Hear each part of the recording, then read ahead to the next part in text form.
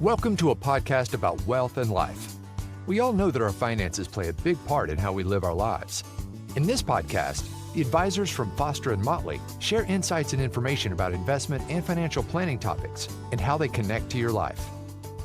You have the will, trust, and power of attorney all in order.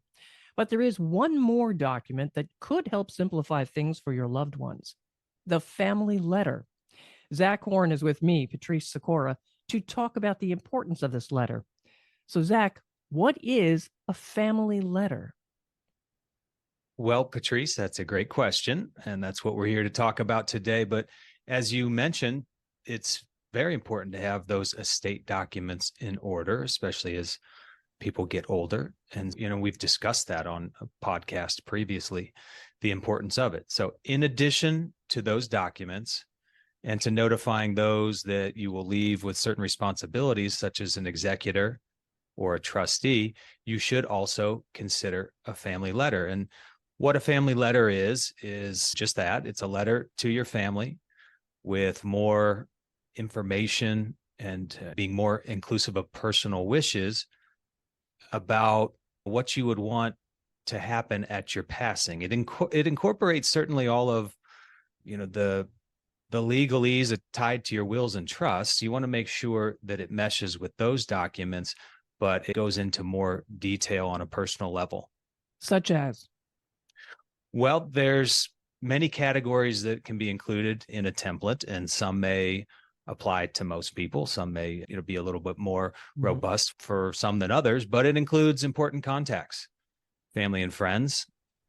It includes advisors that you want to notify and that you want to get help from upon the passing of one of your loved ones or their incapacity.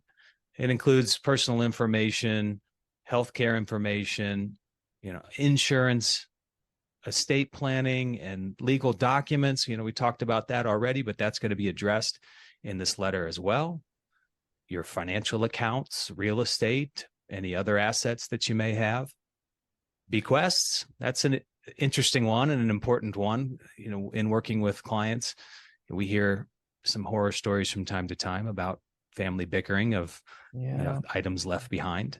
Any action items that would be needed, funeral arrangements, even what you would want listed in your obituary for people to remember you by. So I'll give some more examples in just a minute, but those are the basic categories that we recommend. How about passwords? Oh yeah, passwords is an important one because a lot of the information that's going to need to be found obviously will be password protected in today's world where everything is stored electronically.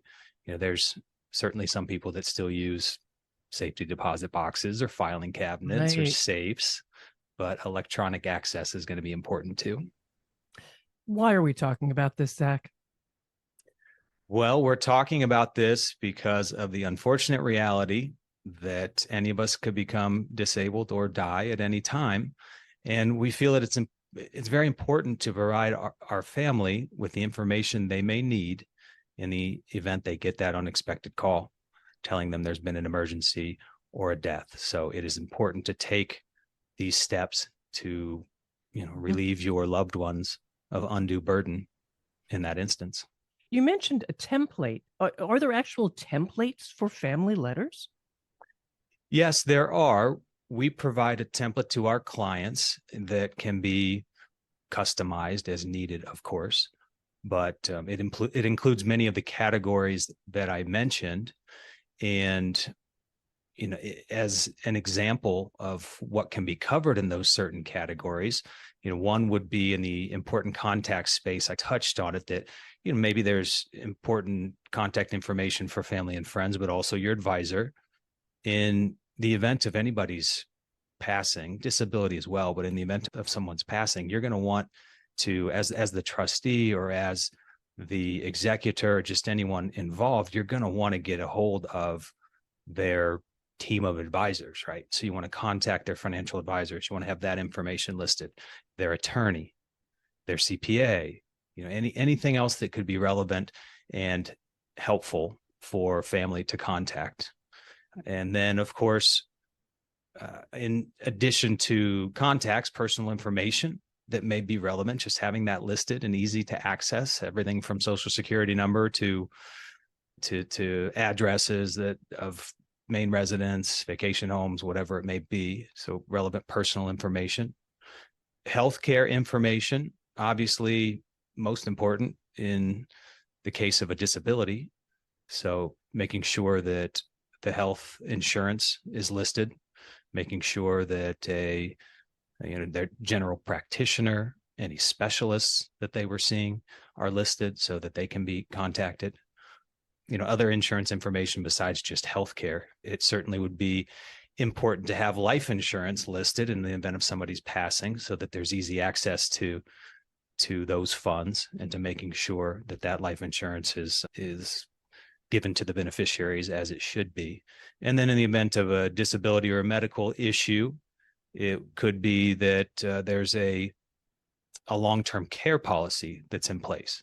And that would be important to have that information listed.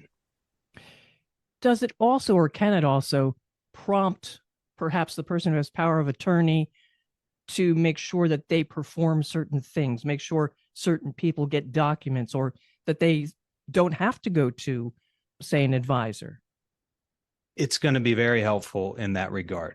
I mean, again, the more that you can include in a letter like this, the better, so that those that have responsibilities are not left guessing or chasing after things that they need to execute their duties. Some additional categories that come to mind that are important that I talked about that I'll expand on are financial accounts. You certainly need to leave a listing of your bank accounts, your brokerage accounts, retirement accounts. It's hopefully you've done a good job, or you've had an advisor who has helped you put together a nice collection of accounts as simplified as possible so that they're easy to keep track of. But over time, a lot of people have accounts here or accounts there and unfortunately may lose track of them. So having all of those listed are very important. And then I mentioned real estate. So you may have just a personal residence, and that is relatively simple. But if there's a vacation home or there are rental properties, information about those real estate properties, any HOAs or other entities involved that need to be contacted, or it's important to list that information as well. And taking a step back, you mentioned, bequests and miscellaneous items. Grandpa's grandfather clock, who's going to get that? Exactly. So, in listing all of your assets, even personal belongings like that, or collectibles or whatever it may be, that's incredibly important. And, the bequests, who gets what, so that there aren't disagreements. It can be, this is something that's also important to potentially share during your lifetime so that nobody's surprised upon your passing. But if there are prized possessions, making sure that they're distributed as you wish and having it documented so that so there's no bickering. All right. We did mention there is a template. You can get one from your advisor, I would guess, but you can do this on your own, right? You certainly can. I mean, I mentioned some basic categories. It's, something you can just start to put together. Anything at all that seems relevant or helpful information, would be good.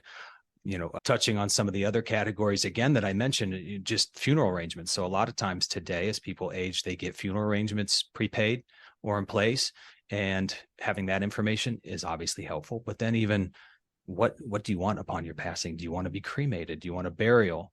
A large celebration, just family and friends, all of those things that you can provide information to your loved ones about, so they don't have to guess, so they don't have to decide, is going to be incredibly helpful. And, the template that we provide, I think, is great and captures most of this information. But yeah, as you mentioned, it's something that you kind of create on your own, or, Google a basic template. Or I would suggest that if you have an advisor, you reach out to your advisor and see what they can provide you, because they may already have a good template in place. And the Foster and Motley template will be included in the show notes for this episode, so it will be there. Zach, that was a really great synopsis. Is there something we haven't touched on about the family letter that you think we should? Well, briefly, I'll talk about a couple options that come to mind that are, in addition to the family letter. So as an advisor, we're working with people very closely on their financial circumstances and getting to know them well.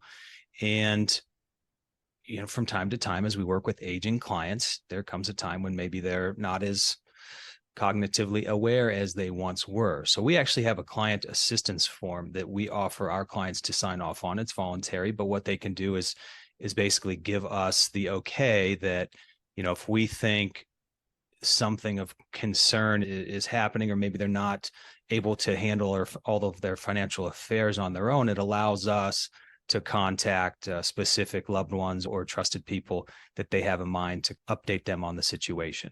So there's a list of authority that they can grant, and they can keep it very limited, or they can make it more in depth, so that in the case of something like that happening, that we're able to reach out to others for the benefit of the client. So that's an important option. And then Schwab also has a form that is available to be signed off on, which is what they call a Schwab Trusted Contact form. So Schwab being the custodian that we use with most of our clients, any custodian is going to have a form like this to some extent, but the Schwab form is, basically just a listing of someone that Schwab's allowed to reach out to in the event of any risk of potential financial exploitation, or in communication issues if they're just not getting a response from the account holder, somebody else that they're allowed to reach out to.